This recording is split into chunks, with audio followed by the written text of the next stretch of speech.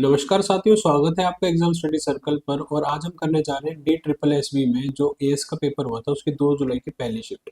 इससे पहले पहली जुलाई की, 1 जुलाई की हम 3 शिफ्ट कर चुके हैं। तो ये जो सीरीज चल रही है ना, वो आपके आने वाले पेपरों के लिए बहुत ज़्यादा इंपॉर्टेंट है। चाहे वो दास ग्रेड 2 हो, पटवारी हो, या कोई भी नॉन टीचिंग का पेपर हो या टीचिंग का पेपर हो, जिसमें मैथ का जो रोल है ना, वो बेहद ज़रूरी है। तो उस समय ये वाली जो शिफ्ट्स के एनालिसिस है ना, जो हम कर रहे हैं, ये आपके लिए बेहद इंपॉर्टेंट हो जाएगा। तो हम इसमें देखेंगे कि कैसे आप एग्जाम सेंटर में क्वेश्चन को सोल्व करने की आपकी अप्रोच रहनी चाहिए। तो चलिए शुरू करते हैं पहले क्वेश्चन से। तो ये 2 जुलाई की फर्स्ट शिफ्ट है, ठीक है। चलिए जी, पहले क्वेश्चन से स्टार्ट करते हैं। पहला क्वेश्चन क्या कह रहा है? Riya has 2 ropes of length 110 centimetre, 128 centimetre. She wants to cut both the rope into equal. तो इक्वल हिस्सों में बांटनी है, इक्वल स्मॉलर पीसेस में। But before that she want to cut 1 centimetre from each end of the both the ropes to get a neat small pieces. What is the greatest possible length? तो देखिए, statement इन्होंने जानबूझ के extend की है कि ताकि आपके अंदर कंफ्यूजन क्रिएट हो जाए। इसमें क्या कह रहा है? सिंपल सी बात है कि 110 सेंटीमीटर की एक रस्सी है, एक 128 सेंटीमीटर की है। दोनों को, दोनों छोरों से एक एक सेंटीमीटर उड़ा दिया, काट दिया। तो ये आपका रह गया 108 और ये रह गया 126। अब कह रहा है कि इन रस्सियों के ना बराबर टुकड़े करेगी, हिस्से करेगी, ठीक है। अभी बराबर टुकड़े करेगी ना, इक्वल स्मॉलर पीसेस में बांटेगी। तो आपको इसमें बताना है what is the greatest possible length. तो ग्रेटेस्ट पॉसिबल लेंथ क्या हो सकती है जिसमें ये बराबर हिस्सों में बांटे और कोई रस्सी भी ना बचे। यानी कि देखिए, ग्रेटेस्ट पॉसिबल लेंथ इसने बोल दिया, तो ये आपसे इनडायरेक्टली क्या निकलवाना चाह रहा है? HCF। तो आपको क्या बताना है इसमें? 108 और 126 का HCF। 108 और 126 का HCF आप कैसे निकालेंगे? इन दोनों के बीच का डिफरेंस निकाल लीजिए, 108 और 126 का। तो इन दोनों के बीच में 18 आ रहा है। तो क्या 18 से एक बार देख लीजिए, 18 से दोनों डिवाइड हो रहे हैं तो ये 100% होंगे। तो 108 भी 18 से डिवाइड होता है 6 पे, और ये 7 पे आता है। तो 18 ही आपका आंसर आएगा। तो HCF निकालने का ये तरीका होता है। क्लियर होगी बात? तो इसमें आपका ऑप्शन नंबर 4 आपका आंसर हो जाएगा। नेक्स्ट क्वेश्चन पे आते हैं। नेक्स्ट क्वेश्चन क्या कह रहा है आपका? A batsman in his 10th inning makes 99 runs and thereby increases his average by 2 runs. What is the average after 10th inning? तो 10वीं इनिंग के बाद क्या एवरेज होगी? तो सेम क्वेश्चन आपके पिछली शिफ्टों में भी आ चुका है। तो 10वीं इनिंग में जो इसने 99 रन बनाए, उससे क्या हो गया कि जो एवरेज थी ना उसकी x से x+2 हो गई। इक्वेशन से सोल्व करना चाहो, इक्वेशन से सोल्व कर लो, कैसे भी आपको ये सोल्व करना है। तो क्या हो गया कि देखिए, 2 रन बढ़ गए 10वीं इनिंग के बाद से, तो मतलब कि टोटल 20 रन बढ़ गए 10वीं इनिंग के बाद से। तो 20 रन जोड़ने पे 99 बन रहा है, तो वो पहले कितने रहे होंगे? 79। अब आपसे पूछ रहा है 79 आपकी पुरानी एवरेज आ गई। आपसे पूछ रहा है कि नई एवरेज 10वीं इनिंग के बाद की क्या एवरेज होगी? तो वो दो तो बढ़ गई ना, 79 में 2 बढ़ गई, 2 बढ़ गई तो 81 आपका आंसर होगा। क्लियर होगी बात? नेक्स्ट क्वेश्चन पे चलते हैं। नेक्स्ट क्वेश्चन क्या कह रहा है? The number 738490629 is divisible by. अब इससे डिवाइड करके देखना है। तो आपको देखिए, इसमें क्या है, 9 11 3 का रूल तो पता है, इनको अप्लाई करके देख लेते हैं। एक बार 9 को देख लेते हैं, 10 18 इतना तो चला जाएगा, ये भी चला गया, 4 बचा, 10 12 और 21। तो भाई 9 से तो जा नहीं रहा ये, 21 है, 21 3 से चला जाता है, तो आपका 3 होगा, इसमें 3 से डिवाइड हो जाएगा ये। ठीक है, क्लियर हुई बात? तो हमने सबको जोड़ लिया। ये आपका जोड़ने के बाद 3 से जा सकता है, क्योंकि क्या होता है 3 का डिविजिबिलिटी रूल क्या है? सबका सम करेंगे, अगर 3 से कट रहा है तो 1 नंबर डिवाइड होगा। क्लियर हुई बात? सिंपल सा क्वेश्चन था। तो देखिए, पहले 3 क्वेश्चनों में आपको ज्यादा टाइम नहीं लगने वाला। आ जाते हैं क्वेश्चन नंबर 4 पे। तो 0.87 का क्यूब, 0.13 का क्यूब, और ये आपको दे रखा है 3 × 0. वही नंबर दे रखा है। तो अगर आप इसको देखें ध्यान से, तो आपको ये दिखेगा, ये A³ + B³ + 3AB और प्लस में 1 भी दे रखा है। इस 1 का ध्यान रखिएगा, सोल्व करते वक्त कभी से छोड़ दें आप। ये सिली मिस्टेक ऐसे ही हो जाती है इनमें। तो A³ + B³ + 3AB का क्या फॉर्मूला होता है? ये होता है A + B का होल क्यूब। तो A की वैल्यू आपकी 0.87 प्लस B की वैल्यू 0.13। तो 0.87 और 0.13 को जोड़ेंगे तो क्या आ जाएगा? 1। वन के क्यूब में वन और है, इसमें देख लीजिएगा वन और है, तो वन प्लस वन कितना हो जाता है आपका टू। ये आपका आंसर हो जाएगा। ठीक है जी, नेक्स्ट क्वेश्चन पे आते हैं। नेक्स्ट क्वेश्चन क्या कह रहा है, Harish bought an article for 231 and sold to Renu at a loss of 30%. With the same with this amount he bought another, उसने उस रेट से कोई और एक आर्टिकल खरीदा जिसपे को उसने 74% के गेन पे बेच दिया। What is his overall gain percentage.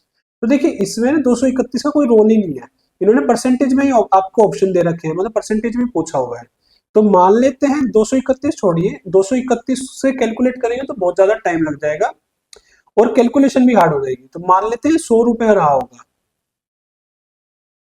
100 रुपए में खरीदा, 30% के नुकसान पे बेच दिया, तो 70 पे बेचा होगा।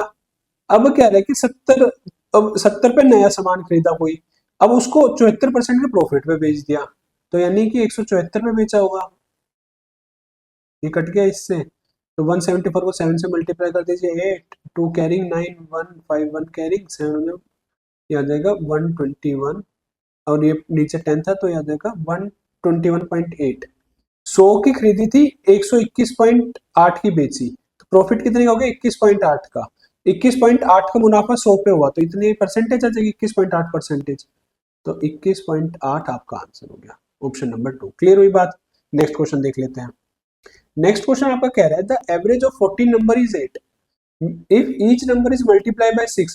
तो सिंपल यहाँ से इसके बाद पढ़ने की भी जरूरत नहीं है कि न्यू एवरेज क्या होगी। अगर 6 से गुना कर दिया 8 नंबर हो तो 6 गुना 8, ये भी आपकी पिछली शिफ्ट का ही एज इट इज क्वेश्चन पूछ लिया इन्होंने, सिर्फ नंबर चेंज कर दिया, तो इसका 48 हो जाएगा। चलिए देख लेते हैं क्वेश्चन नंबर 7। क्वेश्चन नंबर 7 क्या कह रहे हैं, 7 का स्क्वायर 49 प्लस अंडर रूट 7 का स्क्वायर, तो ये 7 ही रहने वाला, माइनस माइनस का जो 6 इंटू अंडर रूट 49 कितना हो जाएगा 7 माइनस 2, तो ये आपका आ जाएगा, देखिए 49 में से ये 42 चला गया तो बच गया 7 प्लस 7 माइनस 2, तो 7 प्लस 7 14 माइनस 2 12, ये आपका आंसर हो जाएगा। सिंपल सोल्व करना था। देखिए इसमें जो सिंप्लीफिकेशन का जो लेवल है ना वो बहुत ही ज्यादा इजी है, ये मत उम्मीद करना कि इस तरीके के आपको आगे आने वाले पेपर में मिलेगा। तो सिंप्लीफिकेशन के थोड़े हार्ड क्वेश्चनों के लिए आप रेडी रहिए, इनको हम कर लेते हैं, उसके बाद आगे ना सीरीज करेंगे जिसमें ना जो एग्जाम लेवल के क्वेश्चन, ये भी एग्जाम लेवल के हैं पर ये थोड़े से ना इनका लेवल आपको लगेगा काफी इजी है, इतना इससे थोड़ा सा हार्ड मान के चलिएगा, है ना। तो चलिए नेक्स्ट क्वेश्चन पे बढ़ जाते हैं। नेक्स्ट क्वेश्चन क्या कह रहे थे, number of prime numbers between 432 और 437। तो इसमें ज्यादा गैप है नहीं तो नंबर ही लिख लेते हैं, 433 है, 34 है, 35 है, 36 है, 37 तो लेना नहीं।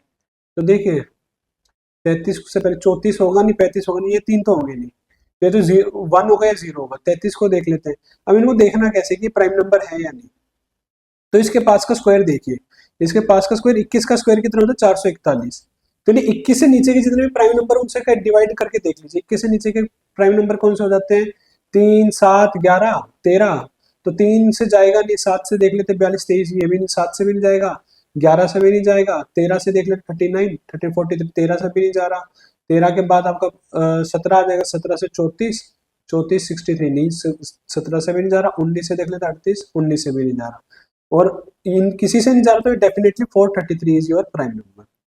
तो एक नंबर ऐसा है जो प्राइम है 432 और 437 के बीच में। क्लियर होगी बात। अब क्वेश्चन नंबर 9 पे आ जाते हैं।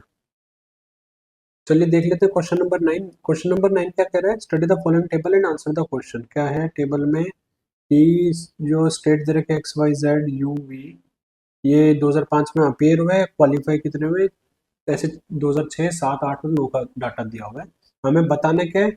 अच्छा दो स्टेटमेंट दी हुई है हमें, the difference between the total number of students appear in state Y appearing, state Y में जितने भी नंबर ऑफ स्टूडेंट्स अपीयर हुए, ठीक है, उनका टोटल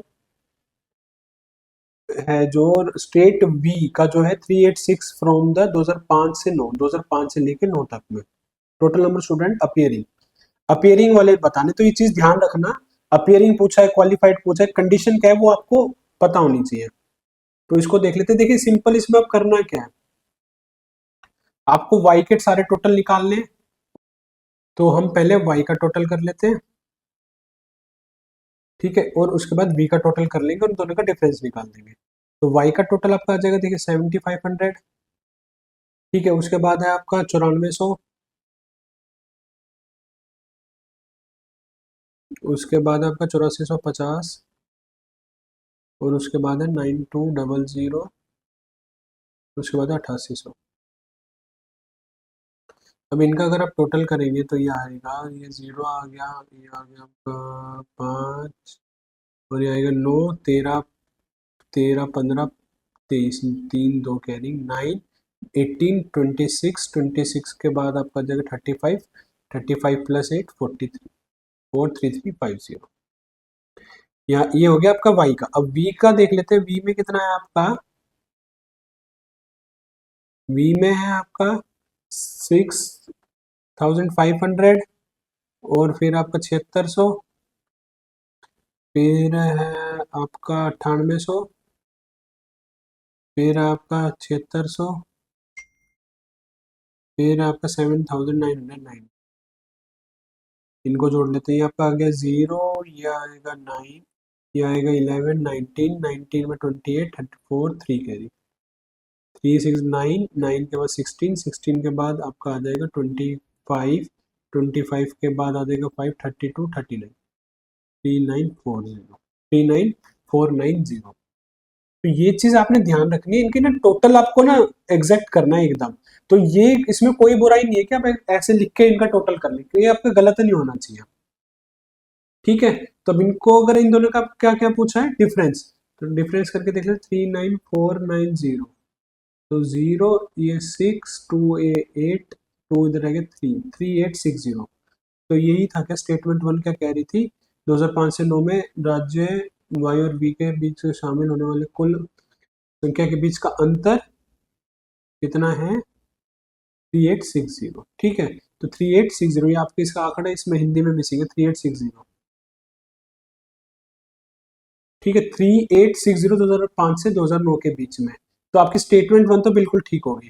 तो इसमें या तो ये हो सकता है ऑप्शन, ये गलत हो गया और ये गलत हो गया, या तो थर्ड और फर्स्ट में से आपको कोई भी एक ऑप्शन हो सकता है। इनकेस टाइम बचे तो अब तुक्का ले सकते हैं, अगर टाइम नहीं बच रहा तो अब सेकंड स्टेटमेंट और देख लेते हैं इसकी। 2007 में जो है क्या क्वालिफाई किए गए हैं बच्चे, वो 66% हो गए, 66% हो गए number of candidates qualified for the state from all the states in 2009। अब जो 2009 में क्वालिफाइंग किए होंगे उनका 66% होना चाहिए। तो मुझे 2007 का निकालना है डाटा सारा, 2007 के क्वालिफाइड ये रहे, तो इनको यही जोड़ लेते हैं, क्वालिफाई वाले जीरो, तो ये आ गया आपका यहाँ पे 9, 15, 20, 20 के बाद आपका आ जाएगा 24, 24 में ये 9, 2 कैरिंग, 2 कैरिंग, तो ये आ जाएगा 10, 19, 19 के बाद 27, 36, 36 के बाद 9, 3 कैरी, 3 कैरिंग, 3, 4, 5, 6, 7, 8, 8990, ये आ गया 2007 का डाटा आपका, 8990।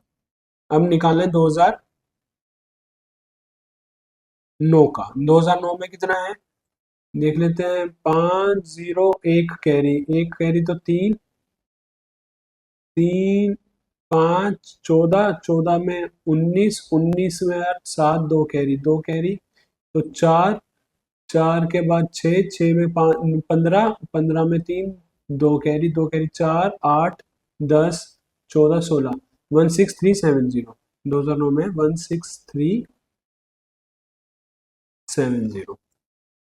अब बताने क्या, ये इसका 66% है, 66% ये होना चाहिए।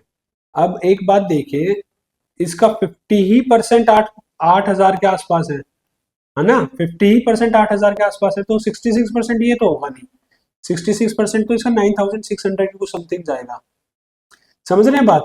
तो इसमें एक चीज क्लियर होगी कि आपका ऑप्शन स्टेटमेंट टू है वो गलत है, स्टेटमेंट टू आपकी गलत है। नहीं तो आप सोल्व करके भी दे सकते हैं ना, साफ दिख रहा है।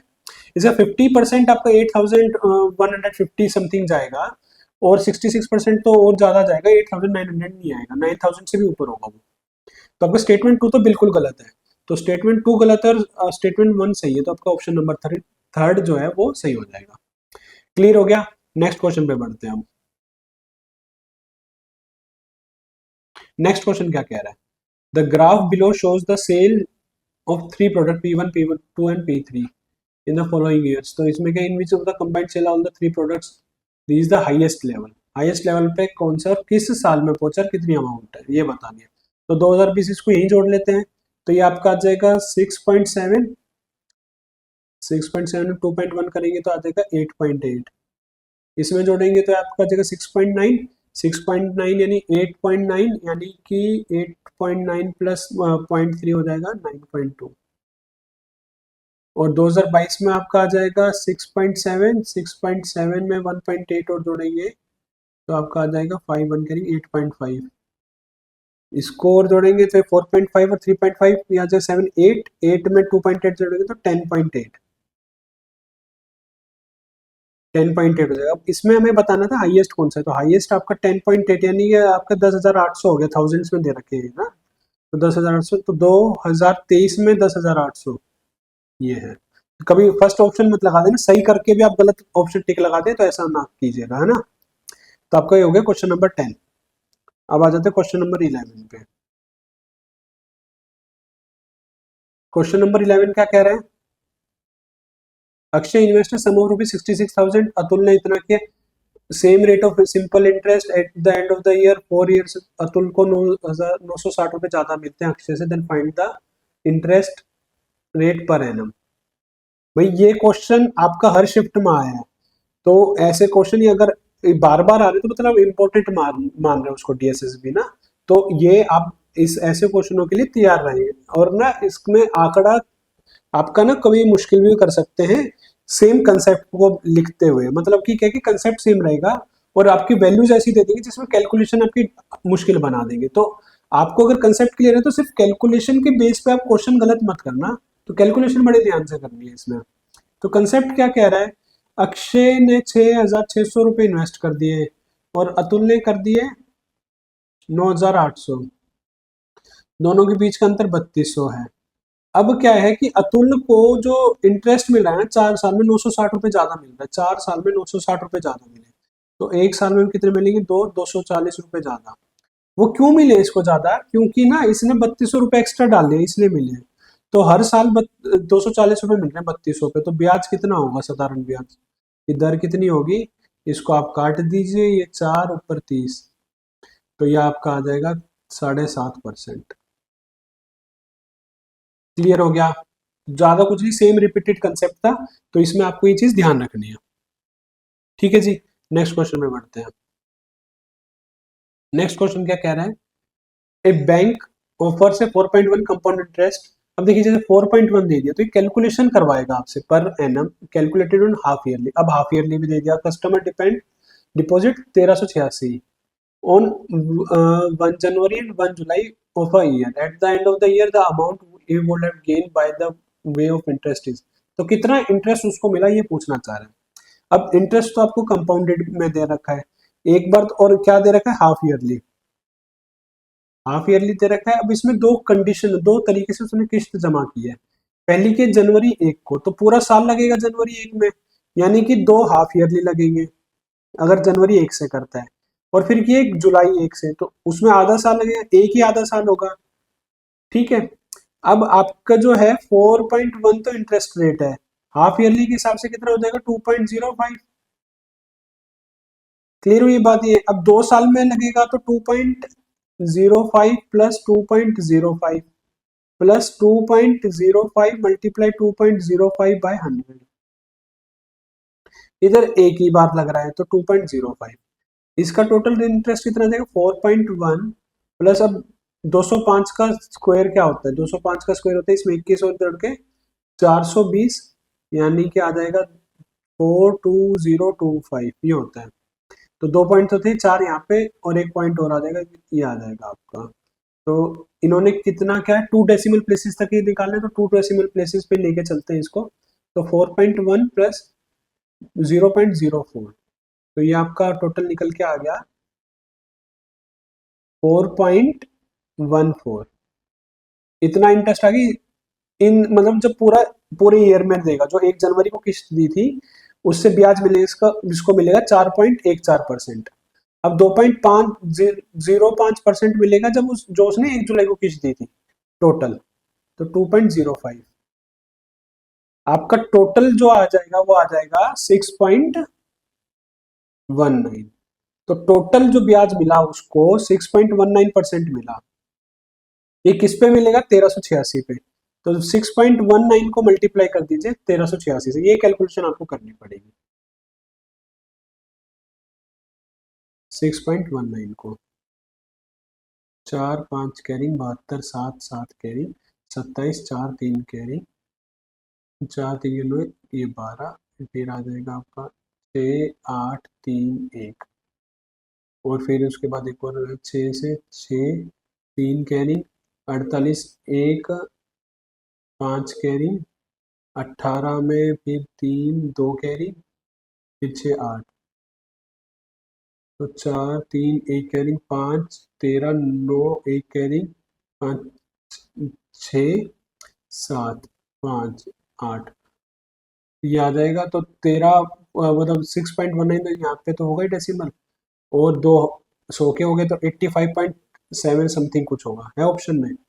तो आपका है ऑप्शन 85.7, ये नियरेस्ट है, तो आपका ऑप्शन नंबर 4 आंसर होगा। 85.82 आपका आंसर है। ठीक है, क्लियर होगी बात। नेक्स्ट क्वेश्चन पे बढ़ते हैं हम। नेक्स्ट क्वेश्चन क्या कह रहा है? The sum of two coprime number is 35 and one of them is 16, then find the other number. देखिए, कोप्राइम नंबर क्या होता है? जो आपस में प्राइम हो, यानी कि जिनका HCF 1 हो, जो एक दूसरे की टेबल में ना आते हो, उन्हें कहेंगे कोप्राइम नंबर। सिंपल सी डेफिनेशन ये है। तो इन दोनों का सम a प्लस बी है, दो कोप्राइम मैंने मान लिया, उनका सम 35 दे रखा है, एक उसमें से 16 है, मान लेता हूँ b 16 है, तो a की वैल्यू निकल के क्या आ जाएगी? इधर चला जाएगा तो 19। अब देखना ये कोप्राइम है या नहीं, यानी 16 और 19 एक दूसरे की टेबल में नहीं आता, इन दोनों का HCF सिर्फ 1 है, तो यानी ये बात सही है। तो एक नंबर 16 है, तो दूसरे नंबर को क्या आना पड़ेगा? 19। ये आपका सिंपल सा सॉल्यूशन हो गया।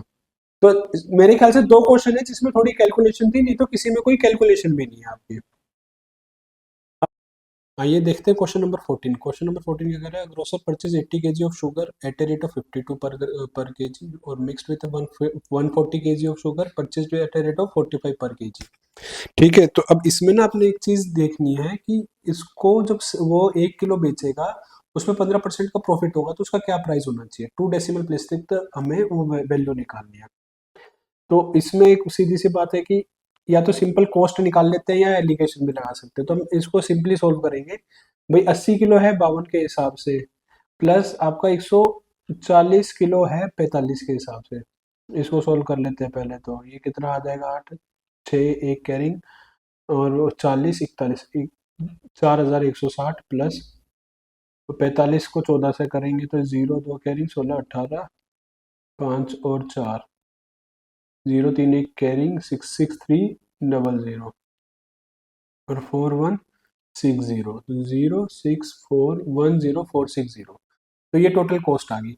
अब 10460 को अगर आप डिवाइड करेंगे, टोटल नंबर केजीज कितने हैं? 140 केजी और 80 केजी, यानी 220 केजी। इसे काटेंगे तो ये आपके आ गई एवरेज कॉस्ट। अब इस पे आपको 15% का प्रॉफिट चाहिए। तो 1046/22 मल्टीप्लाई में 15% का प्रॉफिट है, 3 × 20 23/20, ये आपको चाहिए। तो अब इसको सोल्व कर लेंगे आप। तो इसमें क्या आ जाएगा? 1046 को 23 से मल्टीप्लाई कर लो, तो 8 1 कैरी 12 12 3 1 कैरी 0 1 3 मल्टीप्लाई में ये आ जाएगा 2 1 कैरी 1 कैरी के बाद 8 9 0 2, ये आ जाएगा 8 5 0 1 कैरी 4 2 4 0 5 8।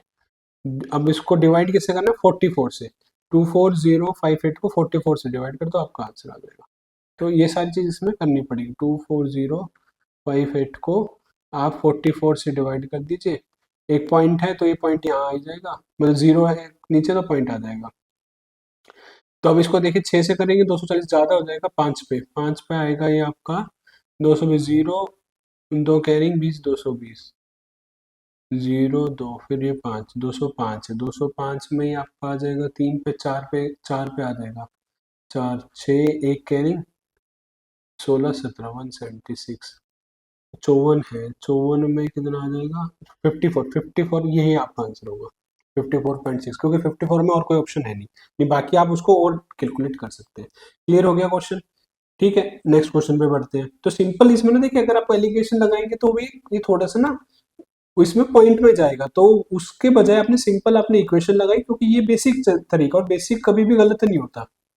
तो इसमें इसको ये तरीका इसका बेस्ट पॉसिबल वे रहेगा। ठीक है, तो क्वेश्चन नंबर 15 पे आ जाते हैं हम।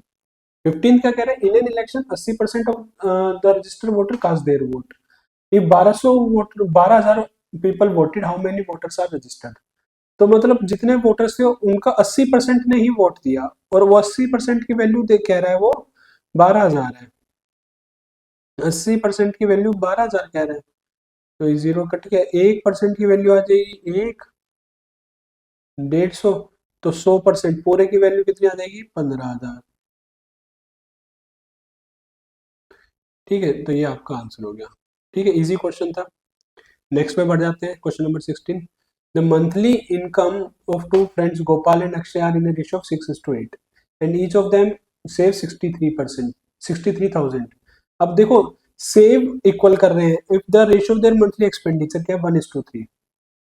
गोपाल है, अक्षय है, इनकी इनकम और फिर है इनका एक्सपेंडिचर और फिर इनकी सेविंग। इनकम का रेशियो 6:8 दे रखा है, और जो ये खर्च कर रहे हैं वो 1:3 दे रखा है, और ये सेव 63,000 दोनों ही सेम कर रहे हैं। इसका मतलब क्या होगा? देखिए, इनके बीच का ना आपको एक गैप देख रहे हैं, 6 और 8 के बीच का गैप 2 है, इधर भी 1 और 3 के बीच का गैप 2 है। तो अभी इक्वेशन सोल्व करेंगे ना, तो इधर से आप अगर इसको x मान के 6x और इसको 1y मान के सोल्व करेंगे, और जब पूरा सोल्व करके आएंगे ना, तो x और y बराबर आ जाएगा। तो इधर कहने का मतलब ये है कि 6 में से 1 गया तो बचेगा कितना? 5, 5 इसकी सेविंग होगी, बल्कि ये 5 सेविंग दे रखी 63,000 के बराबर। तो आपको क्या बताना है? Monthly income of Gopal, Gopal की मंथली इनकम बतानी है आपको।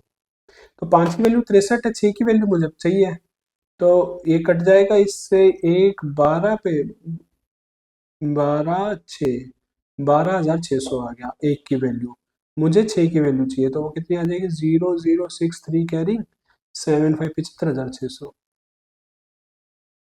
ये हो गया जी आपका क्वेश्चन नंबर 16। आ जाते हैं क्वेश्चन नंबर 17 पे। अब 17 क्या कह रहा है?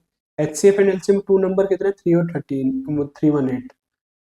तो सिंपल है ये क्वेश्चन भी, इन्होंने कुछ नहीं इसमें नया डाला।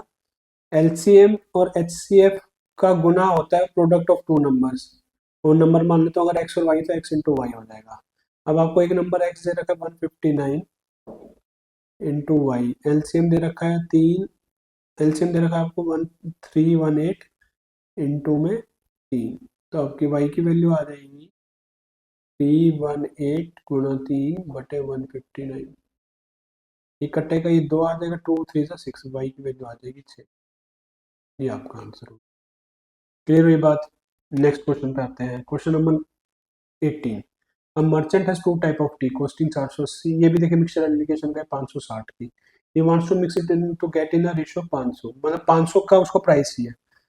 और ये देखिए सारी कॉस्ट मतलब प्राइस दे रखा है, ये भी प्राइस दे रखा है। तो ये अब इसमें सिंपल सीधा एलिगेशन लगाएंगे, 480, 560 और 500, तो किस रेशियो में बांटे कि 500 का उसके प्राइस आ जाए? तो 480 इसमें से चला जाएगा तो 20, ये 560 में से 500 चला जाएगा तो 60, कट के आ गया आपका 3, 3:1, 3:1 आपका आंसर होगा। इसमें 1:3 भी ऑप्शन में हो तो ध्यान रखना कि कौन सा आपने पहले लिया है, तो ये वाला पहले आएगा, ये वाला बाद में। ठीक है, क्लियर हो गया? नेक्स्ट क्वेश्चन पे बढ़ते हैं, question number 19। A TV was bought for 24,200. Its value depreciates at a rate of 5% per annum. Find the value in 2 years. तो 2 साल में उसकी क्या वैल्यू रह जाएगी? 5% के हिसाब से घट रहा है, 19/20, 19/20, 0 से 0 0 कट गए, रह गए 4। अब ये 4 से 242 को काटोगे तो 6 0.5, ये आपका आ जाएगा 6 0.5, ये आ गया। और उसके बाद ये है 19 × 19 361 होता है।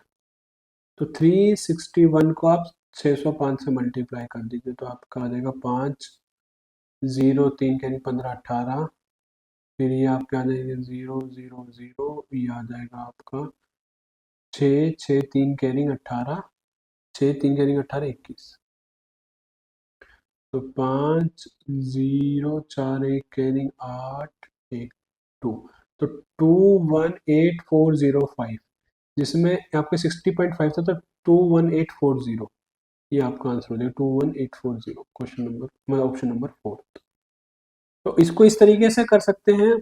बाकी इसमें ना आप देख सकते हैं कौन सा किसका मल्टीपल होगा, यानी कि ये 19 का मल्टीपल कौन सा होगा इसमें से, उससे भी आप एलिमिनेट कर सकते हैं। पर बेटर ये है कि कैलकुलेशन ज्यादा नहीं, तो हमने एग्जैक्ट आंसर ही निकाल दिया।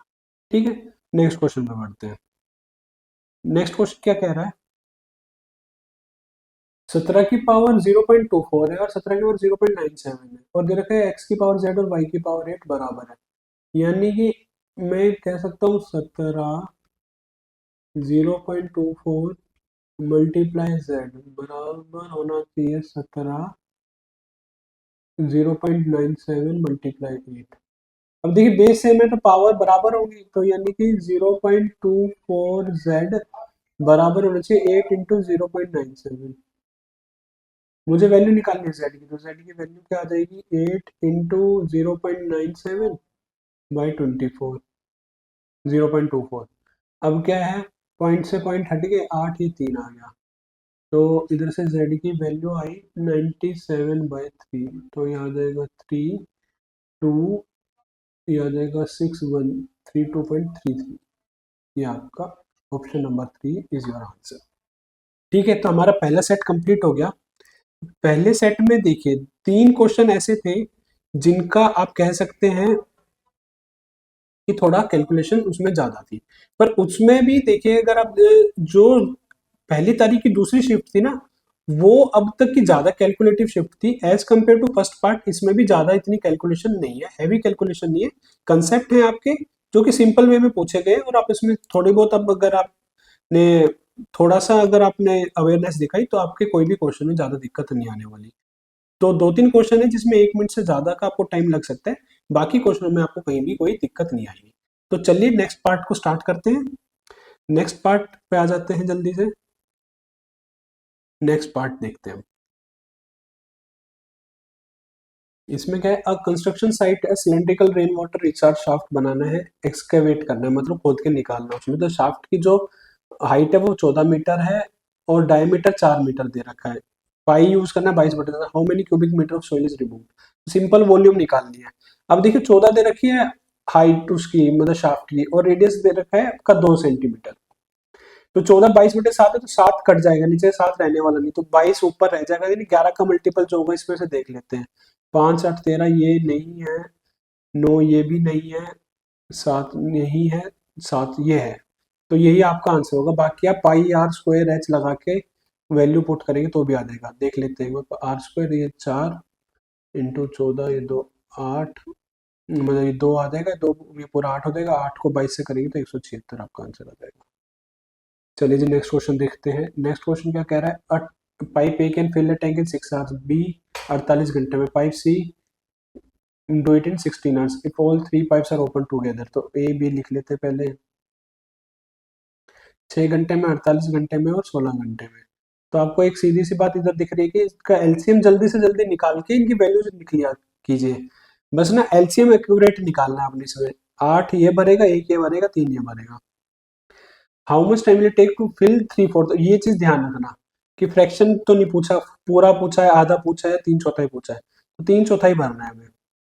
और तो तीनों मिलके एक साथ कितना भरते हैं, 12 भरते हैं, 8 + 1 + 3 12 भरते हैं। तो 48 को भर देंगे 12 में, पर 48 नहीं भरना हमें, 48 का 3/4 भरना है, यानी ये 12 आ जाएगा, 12 से 12 कट गया, 3 रह गया, 3 घंटे आपका आंसर होगा। क्लियर हो गया। नेक्स्ट क्वेश्चन पे आते हैं। नेक्स्ट कह रहा है shopkeeper fix the mark price of an article 152% above the it's cost price, what is the percentage of discount, ताकि उसको 26% का प्रॉफिट हो। तो देखिए मान लेते हैं सीपी 100 रही होगी, उस पे उसने मार्क प्राइस बना दिया 152% ज्यादा, तो यानी 152 ज्यादा बना दिया, तो ये 252 की होगी, हो गया मार्क प्राइस। अब ये कह रहा है कि उसको प्रॉफिट सिर्फ 26% का होना चाहिए। अब प्रॉफिट किस पे निकलता है, सीपी पे, तो ये आपका हो जाएगा 126।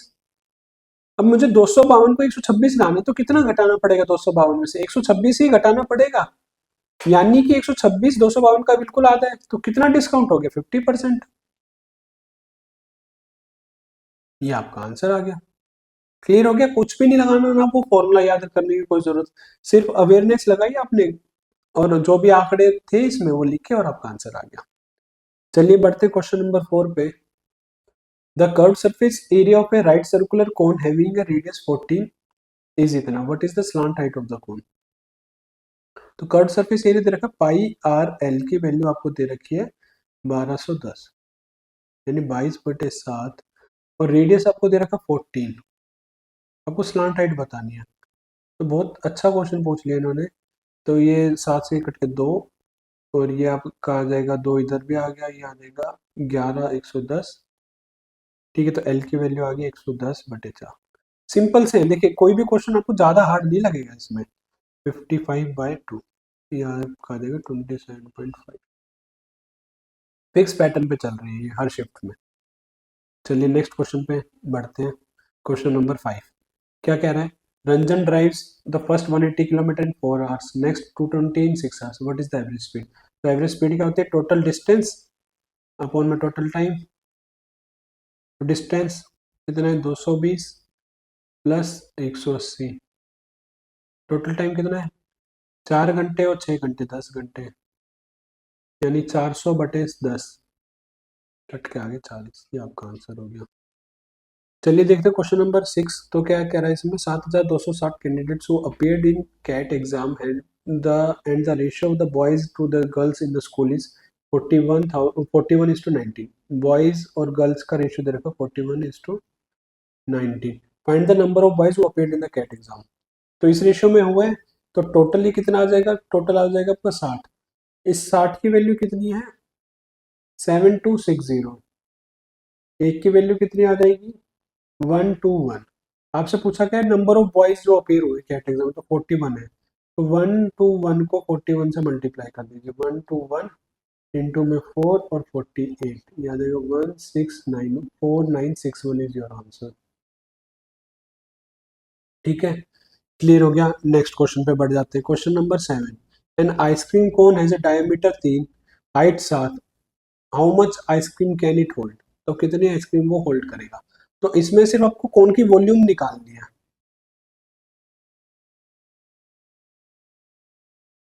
ठीक है जी, तो कोन की वॉल्यूम निकालेंगे तो वो आपका आ जाएगा 1/3 पाई।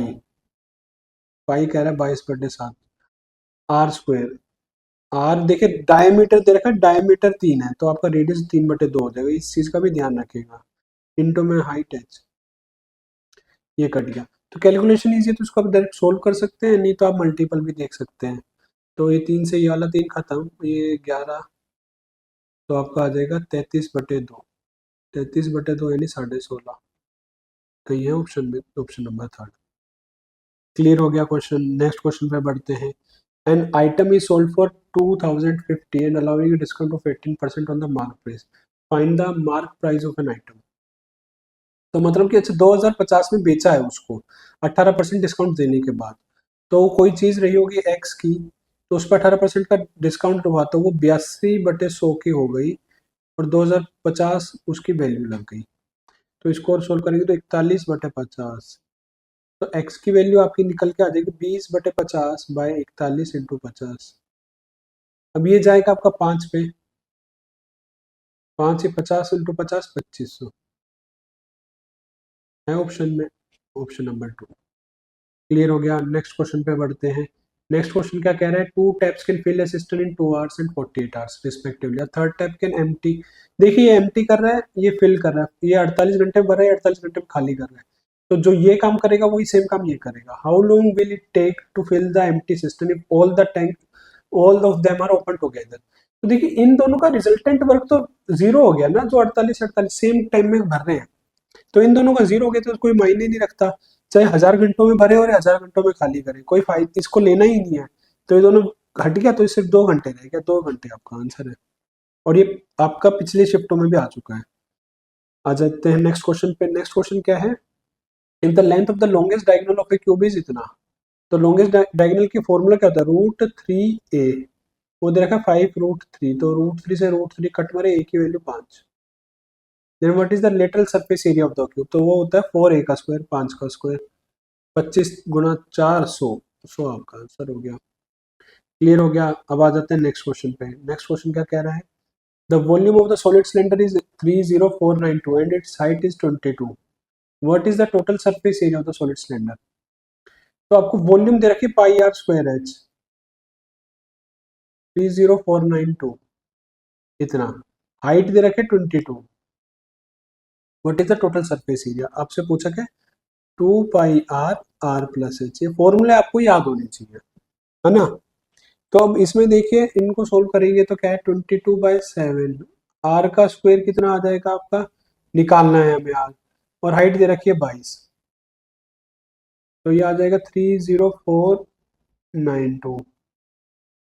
अब ये देखिए क्या 11 से कट रहा है, ये 7 9 हाँ जा रहा है, तो इसको 11 से काटते हैं पहले और इसको भी काटते हैं। तो चलिए इसको और थोड़ा सा सिंप्लीफाई कर दो, तो आर स्क्वायर 30492, ये दोनों 22 नीचे इधर आ जाएंगे और 7 ऊपर चला जाएगा आपका। तो इसको हम कर लेते हैं सोल्व, ये आ जाएगा, यहाँ से कट गया 2, ये आ जाएगा आपका 2 28, ये 8 रह जाए 84, 7 77 79, फिर 7, फिर 2 आ जाएगा 2772। अब फिर ये 11 से कट रहा है, तो ये इधर ये 2 रह जाएगा, तो ये आपका आ जाएगा 2 5752, फिर 252 रह गया। अब आपका रह गया 25, ये आ जाएगा आपका 126, और ये कट के आ जाएगा 63। तो आर स्क्वायर की वैल्यू जो आपकी निकल के आई है वो आई है 63/7। तो अब इसका अंडर रूट करेंगे तो ये 7 होता है, 9/7, तो 9 का तो अंडर रूट हो जाएगा 3, और 7/7 का हो जाएगा 7, तो आर की वैल्यू आपकी आ गई 21। अब आर की वैल्यू भी 21 आ गई, तो अब आपसे पूछा गया है 2 पाई आर एच। अब आपका आर 21 आ गया, तो अब हमें सिर्फ टोटल सरफेस एरिया निकालना है, यानी 2 पाई आर प्लस एच, तो 2 × 22/7 इंटू में आर, आर क्या है आपका 21, और आर प्लस एच 21 + 22 आ गया। ठीक है, अब इधर देखिए 7 कट जाएगा नीचे वाला, तो आप 11 का मल्टीपल देख सकते हैं कौन कौन से ऑप्शन में है। तो 11 का मल्टीपल आपका 56, मतलब ये आ जाएगा 12 12, ये भी है, ये भी है, ये भी है, और ये भी। तो अब देखिए आपका कोई भी ऑप्शन एलिमिनेट नहीं हो सकता, क्योंकि सारे ही ये 11 के मल्टीपल है, जितने भी है ना आपके सारे 11 के मल्टीपल है, तो आपको ये पूरा सोल्व करना पड़ेगा। तो जिस क्वेश्चन में देखिए पूरी कैलकुलेशन रिक्वायर्ड है, तो उस पर पूरी कैलकुलेशन आपको करनी चाहिए। तो 7 से कट के 21 3 66, तो ये 132 आ जाएगा, इंटू में 21 + 23, ये आपका आ जाएगा 43। तो 43 को 32 से मल्टीप्लाई करेंगे 6 9 3, तो ये आ जाएगा 8, 8 के बाद ये आ जाएगा 2 1 कैरिंग 5, ये आपका आएगा 6 7 1 कैरिंग 5 6 5 5 6 7 6 5 6 7 6 आपका आंसर होगा फर्स्ट, ये आपका आंसर होगा। क्लियर हो गया। आइए नेक्स्ट क्वेश्चन पे बढ़ते हैं। नेक्स्ट क्वेश्चन क्या कह रहा है, two numbers are in a ratio of 8:5, if the sum is 1 2 2 2, then what is the difference between the number. तो यानी देखिए दो नंबर को मैं मान लेता हूँ 8x और 5x हो जाएंगे, इनका सम आपको दे रखा है 1 2 2 और आपसे पूछा गया इनके बीच का डिफरेंस, तो इनके बीच का डिफरेंस 3x होगा, तो 3 का जो भी मल्टीपल होगा वो आपका आंसर होगा। तो ये जैसे 12 9 15 11 और 8, ये दो तो नहीं होंगे, थर्ड और फोर्थ एलिमिनेट हो गए, फर्स्ट और सेकंड में से रह गया। अब उसके लिए आपको पूरा सोल्व करना पड़ेगा।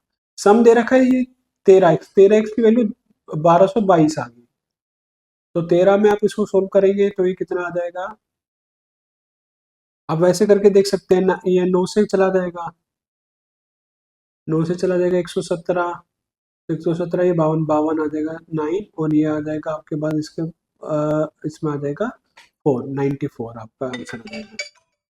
अब 94 आपका अगर आंसर आ गया, इसमें आपको बताना है इसका डिफरेंस, तो 94 × 3, दो एक कैरिंग 27 28, 800 282 आपका आंसर होगा। First is your answer. Clear हुआ। अब क्वेश्चन नंबर 13 देखते हैं। चलिए देख लेते हैं क्वेश्चन नंबर 13, ये क्या कह रहा है। क्वेश्चन नंबर 13 में train A leaves station M at 6:50 AM, तो और उसके बाद वो पहुंच जाते हैं स्टेशन एन पे 3:50 PM पे on the same day, train B leaves the station N at 8:50 a.m. and reaches the station M at 1:50 p.m. on the same date. Find the time when train A and B meet. तो इसमें देखिए आपको सिर्फ time दे रखा है, ठीक है, और टाइम ही पूछा है, तो इसमें ना आपको स्पीड पता ना डिस्टेंस पता, तो ऐसे इस क्वेश्चन को करेंगे कैसे, देखिएगा। इसमें पहले तो हम सिनेरियो बना लेते हैं पूरा। क्या है कि वो ट्रेन जो ए है वो स्टेशन एम को छोड़ती है 6:50 पे, ठीक है, और ये चली जाती है स्टेशन एन पे 3:50 पे, ठीक है। अब 6:50 से 3:50 में उसको टाइम कितना लग गया, टाइम लग गया उसको 9 घंटे। क्लियर हो गया यहाँ तक। अब उसके बाद अब सिनेरियो चलता है ट्रेन बी का। ये 8 कितने पे, 8:50 पे चलती है और पहुंच जाती है 1:50 पे सेम डे में। तो इसका अगर आप टाइम देखें तो कितना आ जाएगा, 2 2 4 5 घंटे, 5 घंटे का टाइम इसका हो गया। अब आपको लग रहा है कि एक ट्रेन भाई देखिए दूसरे स्टेशन में जाने पे 9 घंटे लेती है, दूसरी ट्रेन लेती है 5 घंटे, और आपको पता नहीं कि किस टाइम पे दोनों मिलेंगी।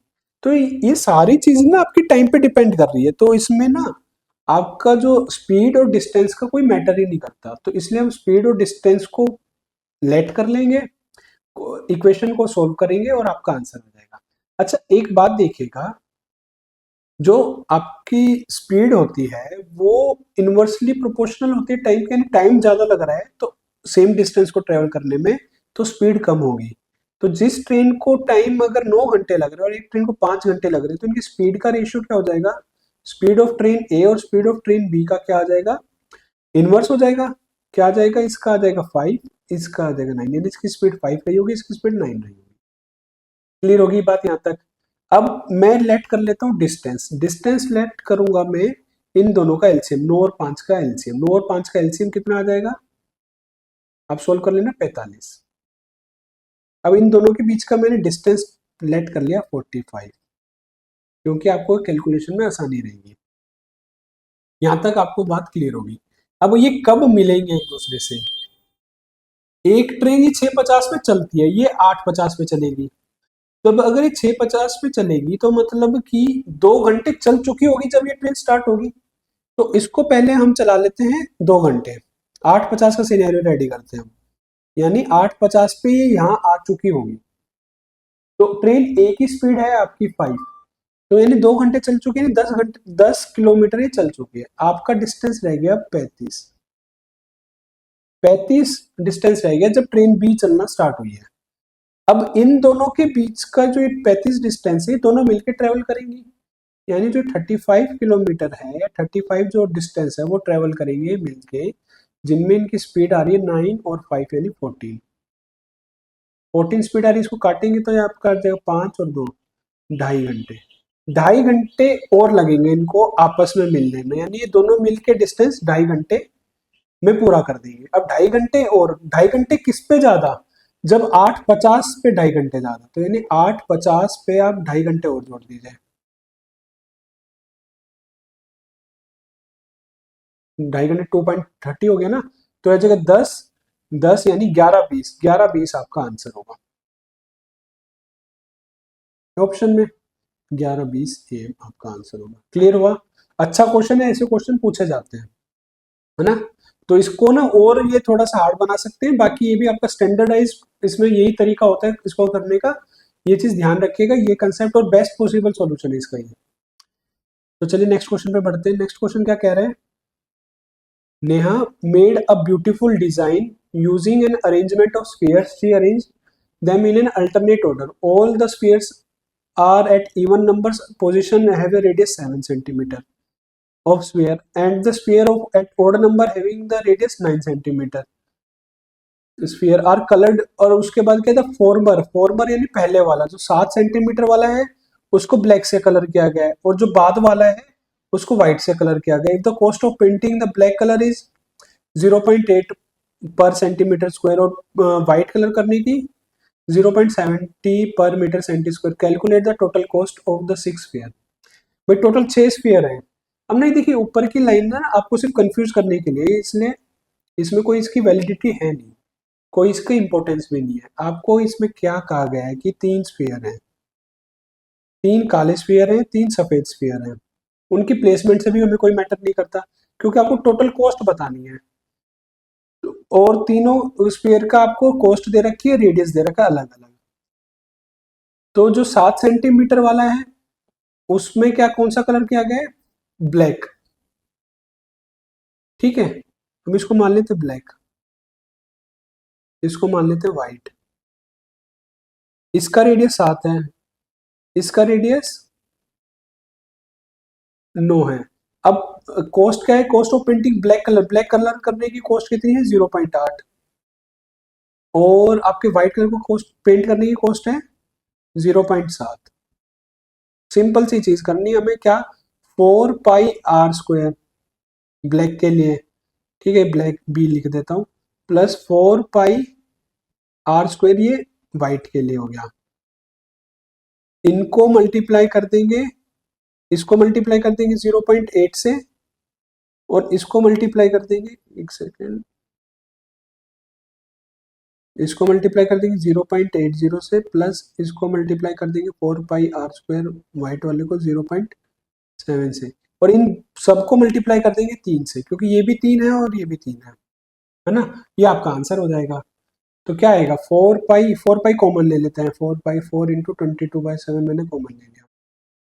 ठीक है, आर स्क्वायर, आर अब बी की वैल्यू है 7, तो ये 49 इंटू में 0.8, प्लस इधर आ जाएगा आपका आर स्क्वायर, इधर 981 मल्टीप्लाई 0.7 मल्टीप्लाई बाय 3। अब देखिए 7 से कट जाएगा, है ना, 7 यहाँ का ये वाला 7 खत्म हो जाएगा, तो 11 का जो मल्टीपल होगा वो आपका आंसर होगा। देख लेते हैं 11 का मल्टीपल कौन सा है। तो 3 से ये 9, 9 और ये 17, ये तो है नहीं, ये आपका आ जाएगा 4, 12 और 12 ये है आपका एक, और ये है 9 और 17 और 7 ये भी नहीं है आपका, 9 और 17 और 7 ये भी नहीं है। ठीक है, तो ये है, एक बार कैलकुलेट और करके देख लेते हैं कि आपका आंसर ये आ रहा है या नहीं। तो क्या आ जाएगा, 4 × 22/7 इंटू में 49 को 8 से मल्टीप्लाई करेंगे तो 2 7 कैरिंग 32 39 39.2 ये आ गया। इसको 7 से करेंगे तो आपका आ जाएगा 756 56.7 ये आ गया, इंटू में 3 है। ठीक है, तो 39.2 इसमें जोड़ेंगे तो आपका आएगा 9, ये आ जाएगा 5 1 कैरिंग 8 9 85.9, नहीं ये आएगा 95.9, सॉरी 95.9 आ जाएगा। अब 95.9 है, इसको सोल्व कर लेते हैं। तो आपके पास आगे देखिए 88/7 इंटू 95.9 इंटू में 3, तो ये कट के क्या आ जाएगा आपका, 7 से कट गया 1, 25 है 3 और ये फिर 7। ठीक है, तो अब इसको और सोल्व कर लेते हैं। 137 को 3 से मल्टीप्लाई कर लीजिए, आपका आ जाएगा 1 2 कैरिंग 39 41। ठीक है, 4 1 1 को 8 से मल्टीप्लाई कर दीजिए, आपका आ जाएगा 8 8 32, ये आ जाएगा 8 8 2 और 3 कैरिंग 8 6 1 कैरिंग 10 1 1 कैरिंग 5 6 366 3616 8। अब ये 13.7 था, तो 3616.80 आपका आंसर, 3616 ये हम पहले ही निकाल चुके थे, पर हमने पूरा सॉल्व भी कर लिया, तो ये आपका आंसर आएगा। इसमें क्लियर होगी बात। तो सिंपल आपने ये चीज ध्यान रखनी, फॉर्मूले याद रखने, और ना देखिए स्टेटमेंट पढ़ी है तो जरूरी नहीं कि क्वेश्चन में पूछा कुछ अलग गया हो। पूछा वही था कि 3 स्फीयर थे, अलग अलग उनका रेट था, अलग अलग रेडियस था, मल्टीप्लाई करके हमने जोड़ के आंसर निकाल दिया। क्लियर हो गया। अच्छा कैलकुलेटिव क्वेश्चन था, इसको आप सेकंड राउंड में कर सकते थे, अगर आपके फ्लो बना हुआ है, किसी क्वेश्चन पे रुकना नहीं चाह रहे तो इसको सेकंड राउंड में आप कर सकते थे। अब आ जाते हैं क्वेश्चन नंबर 15 पे। क्वेश्चन नंबर 15 क्या कह रहे हैं, two numbers are in ratio 3:5, 10 is added to each number became, ये हो गया 2:3, फाइंड द ओरिजिनल नंबर। 3:5 था, 10 जोड़ दिया उनमें तो 2:3 बन गया। अच्छा ऐसे क्वेश्चन को करने के लिए क्या होता है, इनके बीच का गैप इक्वल कर लो आप एक बार। इसमें 3 और 5 के बीच में गैप 2 है, पर 2 और 1 3 में, 2 और 3 में गैप कितना, 1 है। तो इनको पहले अगर आप इक्वल कर लेंगे ना तो आपका क्वेश्चन सोल्व करना आसान हो जाएगा। तो नीचे वाले को अगर 2 बनाए तो 2 से मल्टीप्लाई कर दो तो 4 और 6 हो गया। अब इनके बीच का और इसके बीच का गैप सेम हो गया, तो अब यानी 5 से अगर 6 हो रहा है, कब हो रहा है? जब 10 उसमें जोड़ा गया है। एक की वैल्यू आ गई 10। आपसे पूछी किसके? Find the original number. Original number पूछा है, एक की वैल्यू 10 है तो 3 की 30 और 5 की 50। ऑप्शन देख लेते, 30 और 50 आपका आंसर हो गया। क्लियर हो गया? चलते हैं नेक्स्ट क्वेश्चन पे। नेक्स्ट क्वेश्चन क्या कह रहा है? Find the length of the diagonal of a cuboid whose dimensions are 5, 4 और 3। तो क्यूबॉइड की हमें लेंथ बतानी जिसके 5, 4 और 3 डायमेंशन है, तो क्या हो जाएगा? 5 का स्क्वायर प्लस 4 का स्क्वायर प्लस 3 का स्क्वायर, तो ये आपका निकल के आ जाएगा 25, 16 और 9। तो ये आपका हो जाएगा 16 और 25, 25, 50, अंडर रूट 50 आपका आंसर होगा, यानी कि 25, 5 रूट 2 आपका आंसर होगा। तो option number 2 is your answer. Clear हुआ? नेक्स्ट क्वेश्चन पे बढ़ जाते हैं। The base of the corresponding height of a parallelogram are 41 and 80, the area of the parallelogram. देखिए ऐसे क्वेश्चन ना अगर आ रहे हैं तो इनको एक तो पहले तो आपका टारगेट होना चाहिए 10 से 20 सेकंड के अंदर खत्म कर दे, ठीक है। और अगर इनमें सिली मिस्टेक से बच जाना है, क्योंकि ज्यादा इजी क्वेश्चन आपके बहुत छोटी गलतियों को इनवाइट करता है, तो इस चीज से प्लीज बचना। तो पैरेललोग्राम का एरिया क्या होता है? एल इंटू बी या base into height. Base into height मान लीजिए 41 को 8 से मल्टीप्लाई कर दीजिए, 83280 आपका आंसर होना चाहिए। चलिए जी नेक्स्ट क्वेश्चन में बढ़ते हैं, क्वेश्चन नंबर 18।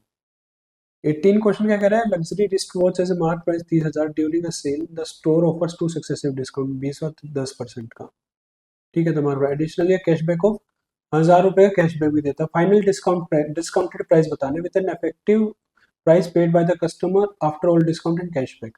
कैशबैक के बाद और डिस्काउंट के बाद आपको फाइनल प्राइस बताना है। तो देखिए 30,000 की तो प्राइस थी उसकी, एक 20% का हुआ और एक 10% का, और वैसे भी निकाल सकते 20 और 10 30, 28% का तो उसको वो आ गया टोटल डिस्काउंट। कैसे? चलो कर लेते हैं एक बार। 5 4/5 ये रह गया और 9/10 ये रह गया, तो 0 से 0 कट गया, ये आ गया आपका 5 6 600 इंटू 36, 36 को 600 करेंगे तो 216, 21,600 हो गया। ये आ गया आपकी प्राइस 21,600 में पड़ेगा, पर इसके अलावा भी वो 1,000 रुपये कैशबैक दे रहा है, तो 21,600 में 1,000 रुपये कैशबैक मिल गया तो 20,600 पड़ेगा। क्लियर हुआ? ठीक है जी, नेक्स्ट क्वेश्चन देख लेते हैं। सेकंड लास्ट क्वेश्चन है ये आपका। देखिए कुछ क्वेश्चन का लेवल बहुत ही ज्यादा इजी हो गया और कुछ थोड़े कैलकुलेटिव है, तो इनमें ना आपको बैलेंस आउट करना है, कंसंट्रेशन सभी क्वेश्चनों में इक्वल देनी है आपको। तो इसमें क्या कह रहा है? 2 men complete a work in 16 hours, in how many hours 8 men complete the same work. तो 8 आदमी उस काम को कितने में करेंगे? तो आपको निकालने का 2 इंटू 16/8, 4 घंटे में कर देंगे, ठीक है। कैसे भी कर सकते हैं, ये लेवल अगर आपका क्वेश्चन का आ रहा है तो पेपर वाकई में बहुत इजी रहा होगा ये वाली शिफ्ट का। अगला क्वेश्चन देखते हैं, क्वेश्चन नंबर 20। क्या कह रहा है? Ojal and Bimal enter into A partnership with capital. अच्छा ये कैपिटल पार्टनरशिप का क्वेश्चन आया है, ये चौथी शिफ्ट में जिसमें पहला पार्टनरशिप का क्वेश्चन है। Ojal doubles his capital and Bimal reduce his capital by 4% eight the end of the year. अच्छा आफ्टर 4 मंथ के बाद इन्होंने एक ने 40% घटा दी, एक ने दुगनी कर दी। What is the share of the Ojal and the total profit. किस टोटल प्रॉफिट आ रहा है 64,970 का, उसमें ओजल का शेयर क्या रहा होगा? तो देखिए ओजल है एक बीमल है, ओजल ने इन्वेस्ट किया है 8 और बीमल ने इन्वेस्ट किया 15। दोनों ने 4-4 महीने तो इन्वेस्ट कर दिया, 4-4 महीने इन्वेस्ट करने के बाद इसकी वैल्यू 32 होगी इसकी 60 मान लेते हैं, ठीक है।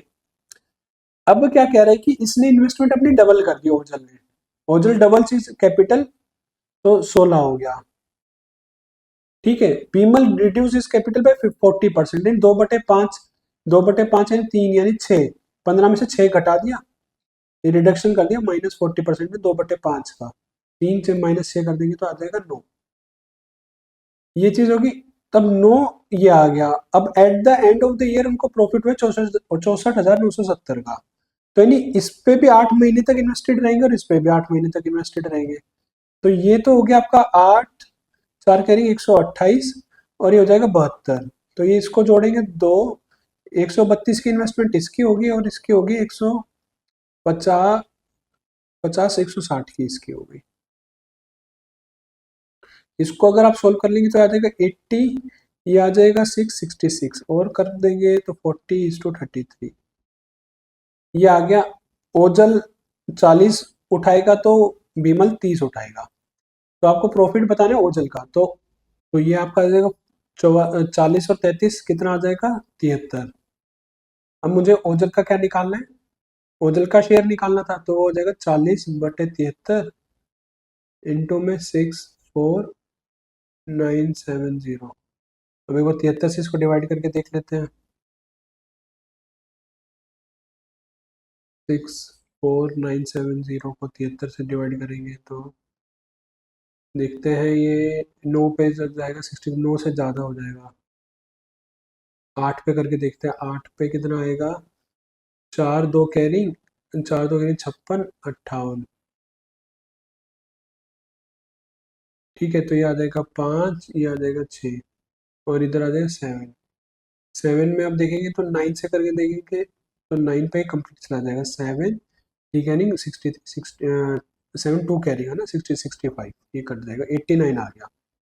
अब 89 को आप 40 से मल्टीप्लाई करेंगे तो आ जाएगा 6 3 कैरिंग 32 और 35 35 वो 2 जीरो आपके लग जाएंगे, जीरो और इसका एक जीरो आ जाएगा, तो 35,600 ये आपका आंसर हो जाएगा। क्लियर होगी बात। तो ये थे कुछ आपके क्वेश्चन सेकेंड पार्ट के।